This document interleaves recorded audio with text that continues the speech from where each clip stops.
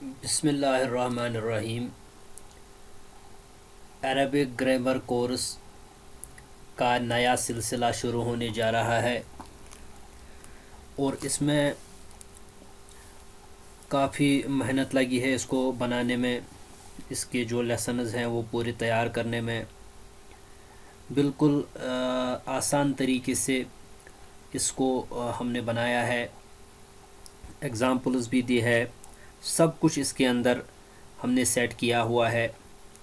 میں انشاءاللہ آسان طریقے سے سمجھانے کی کوشش کروں گا اور اللہ سے دعا کرتا ہوں کہ وہ اس کو میرے لیے ذخیرہ آخرت اور صدقہ جاریہ کی حیثیت سے رکھے، اور آپ لوگوں کے لیے تمام جو بھی اس کو دیکھے گا اس کے لیے اس کو ہدایت کا ذریعہ بنائے۔ قرآن اور حدیث کو سمجھنے کے لیے عربک زبان کا سیکھنا بہت ہی امپورٹنٹ ہو جاتا ہے۔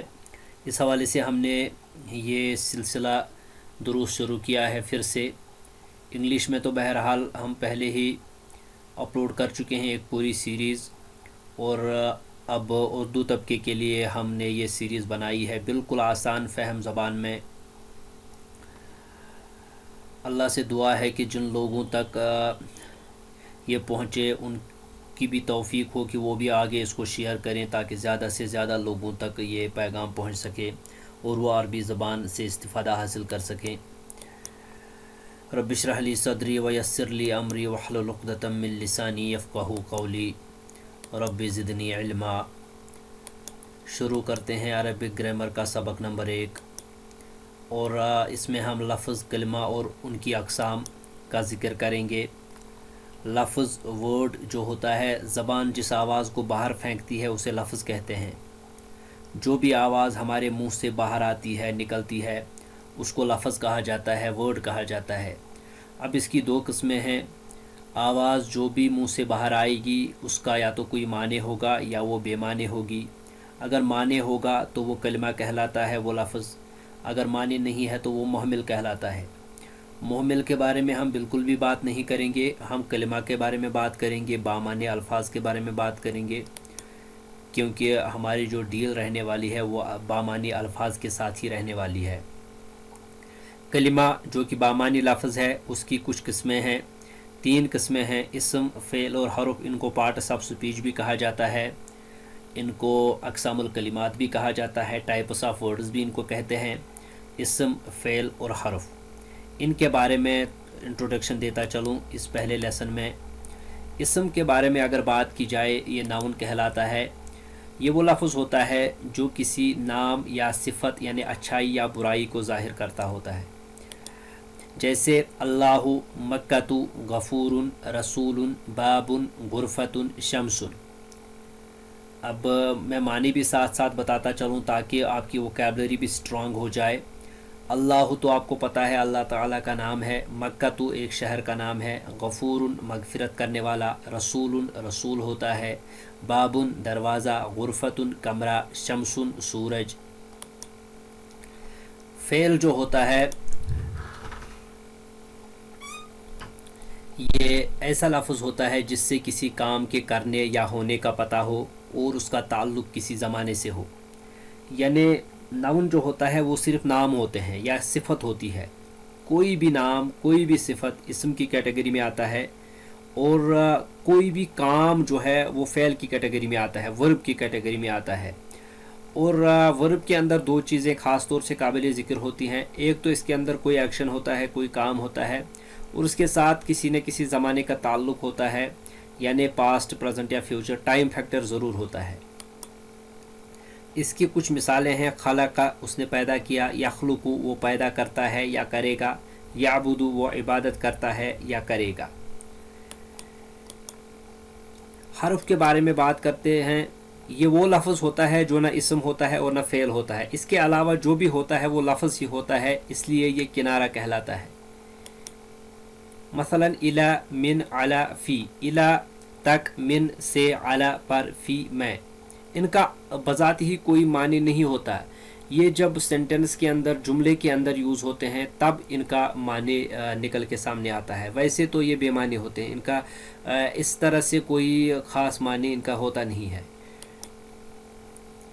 کچھ چیزیں یاد رکھنے کے قابل ہیں. مصدر یہ ایسا اسم ہے جو کسی کام کا نام ہو.